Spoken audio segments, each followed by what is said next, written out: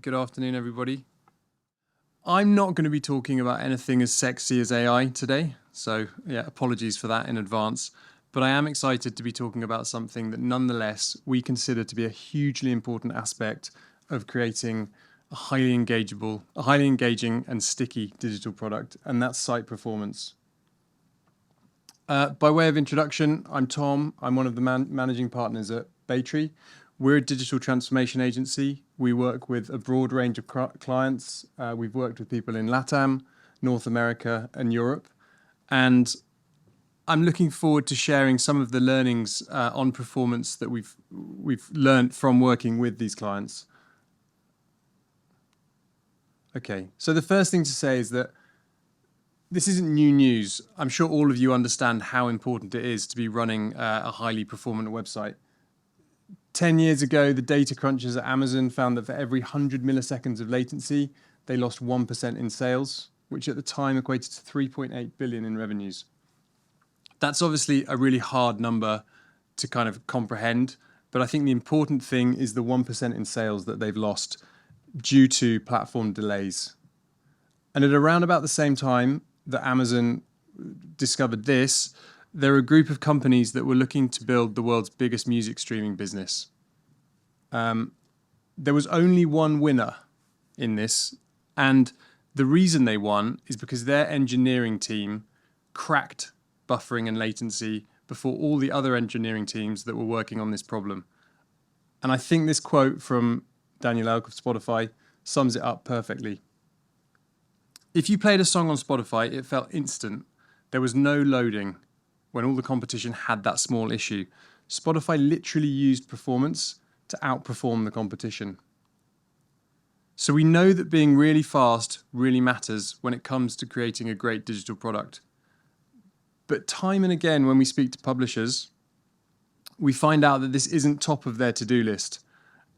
There are lots of reasons for that, and it could be budgetary, or that they can't assign money to a performance team, or that other parts of the organization kind of win with what they want to see on the site. But you're leaving growth on the table if you're not prioritizing performance. And today I want to leave you with some arguments for creating a more user-centric product through a laser focus on performance optimization. Okay, so one of the first things to say is that when it comes to performance, page load speeds are by far the most important factor in user experience. This data comes from Google. The speed it takes a page to load is 3 times as important to a user as how attractive a site looks, and it's considerably more important than how simple a site is to use. And page load speeds have a direct effect on page bounce rates. Again, this is Google data that shows that page load speeds are a significant contributor from users bouncing from a page. Anything between 1 to 3 seconds statistically means that you're losing potentially more than a quarter of your traffic, which is pretty sobering, and it gets much worse from there. And we know that Google prioritizes site performance in SEO rankings, especially when it comes to mobile, which means that faster page load speeds are going to give you a better SEO ranking. And all things being equal, we know that better rankings means more users, which is going to give you the opportunity for higher conversions and hopefully higher revenues. In that sense, site performance becomes like a compound internet interest rate. If you can keep improving it, it means you're going to increase the number of users that visit your site and how often they go beyond the first, the second, and the third click, and how often they return. Sites with above average performance grow their audience share over time. By definition, those with below average performance shrink. So as a publisher, what should you be measuring? The first thing to say is this is a minefield, and there are so many metrics that you can be looking at, and I'd need more than a 15-minute talk to get into them. What's absolutely key is that you're measuring things that matter for your business model. And I'll run through some of these quickly now. Who here has recently checked their core web vitals? Not bad. That's good. Who here works in a tech or an engineering team? Okay, It's more or less the same people, I'm guessing. Core Web Vitals, it's Web 101. It's a tool from Google. If you don't know your Core Web Vitals, go and look them up. If you work in management, if you work in editorial, if you work in product, I'm sure you do know them. But these are something that will help you understand how well your site's performing according to Google. They've taken 3 key components, basically interactivity, how quickly a page loads, and visual stability, and they use them to give you a score.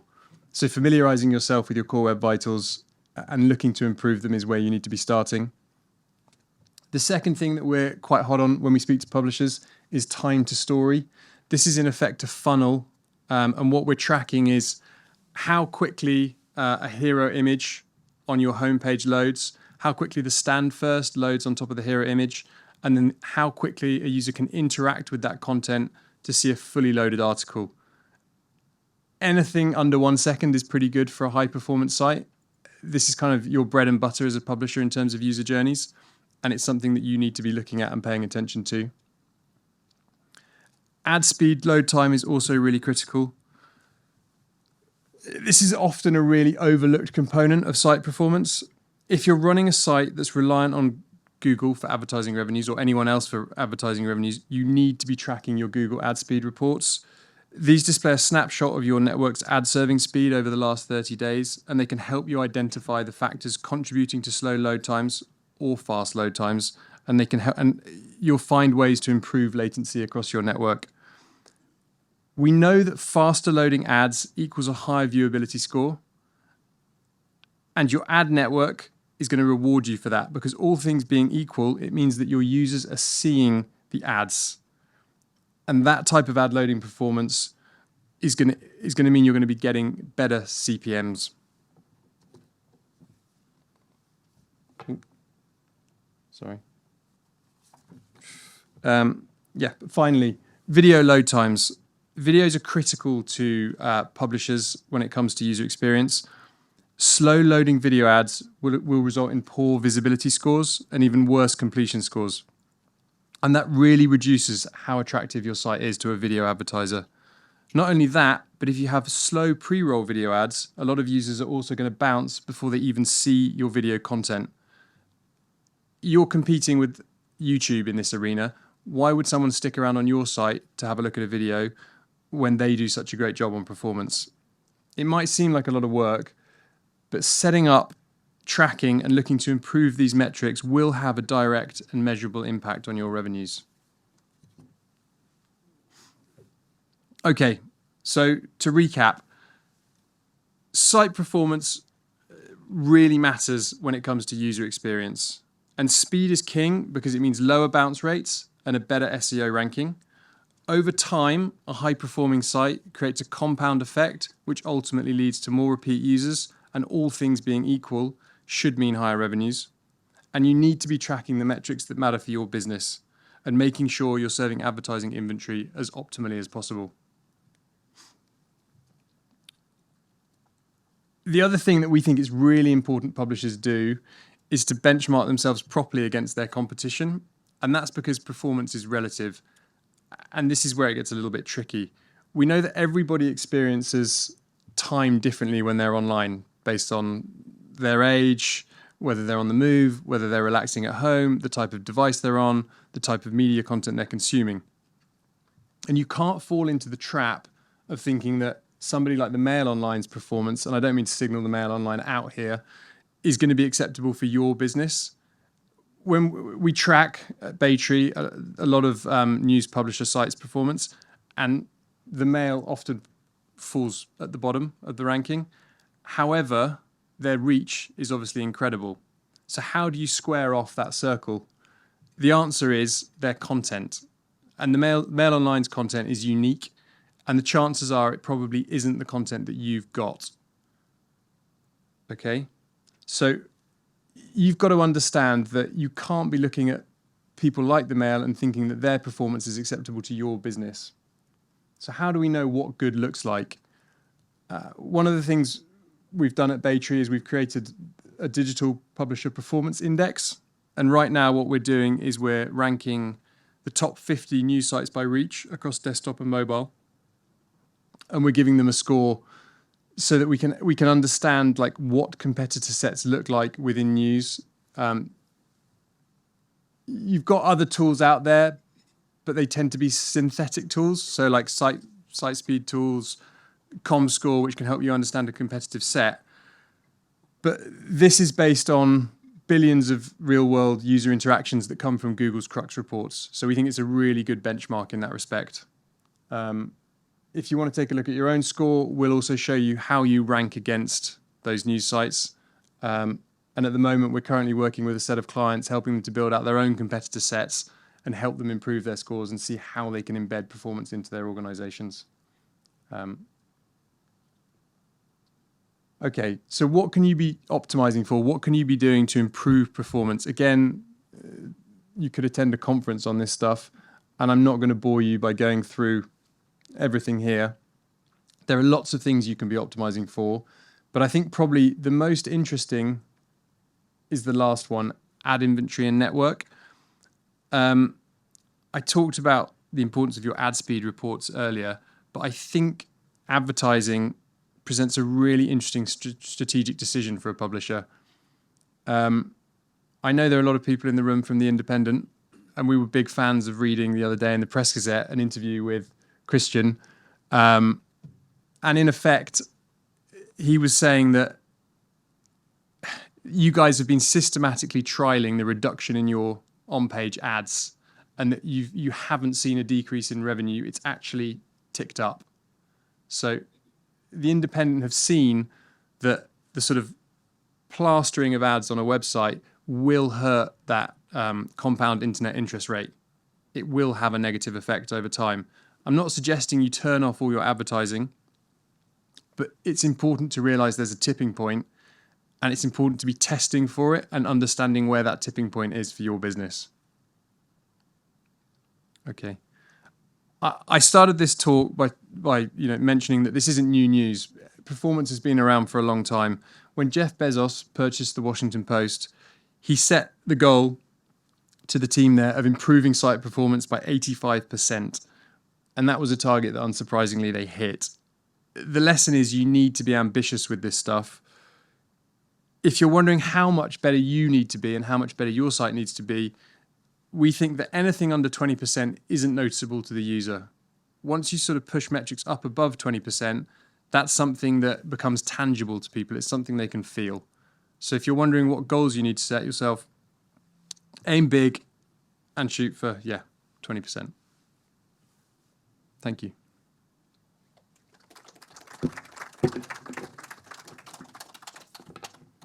Thank you, Tom. First of all, any questions that immediately spring to mind for Tom from the audience? I've got one for definite. Oh no. Yes. Question. I'm sure I think that we've seen those animated page loaders. Have you seen any impact of that on the actual performance or audience stickiness, where you see a little tiny animation while? Oh, you mean like sort of like a loading icon? Yes. I mean, I think it would be such a specific use case, as in we need to like understand it, because the thing about with performance is that it gets so complex quite quickly, is the truth. So digging into especially on the front end, digging into what's causing performance delays and how you can improve them it's a pretty like involved process. I think most of the low hanging fruit, if you're looking for like what can you do really quickly, it's to look at your analytics, to look at your plugins, to look at your tags. That's all stuff that doesn't probably require your tech team. And you'll probably find analytics on there that no one's looking at in your organization, but that are slowing down your performance. Just one thought from me, Tom.